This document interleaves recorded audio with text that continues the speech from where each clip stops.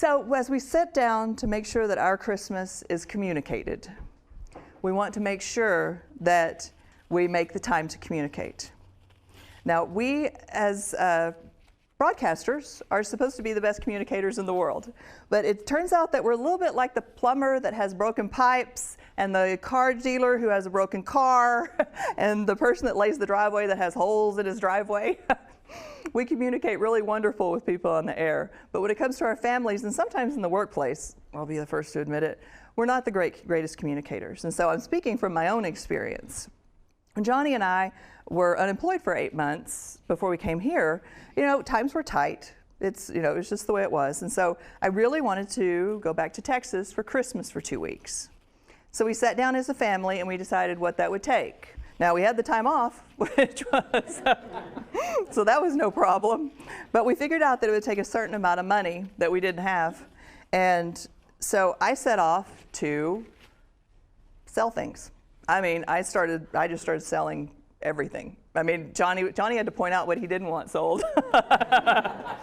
So I could get to Cameron's first Christmas was what it was.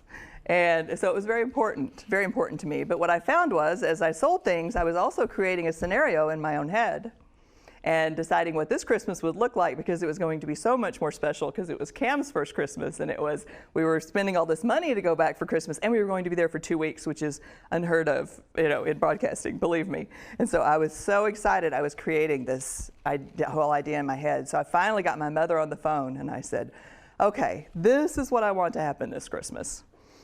And I told her, I said, I want to sit on your couch. I want to talk to you, and I want to watch Christmas going on around me. I'll help. I'll be happy to help with cooking or whatever else you need, but I want times during this Christmas when I simply sit on the couch and look around at my family. And you know what? It happened because I asked, and I found myself that Christmas, because I made the time to communicate, I found myself that Christmas sitting on the couch watching my family, and it was one of the most wonderful Christmases I've ever had. And so literally being able to make that time to communicate, because I had the whole scenario in my head, she needed it.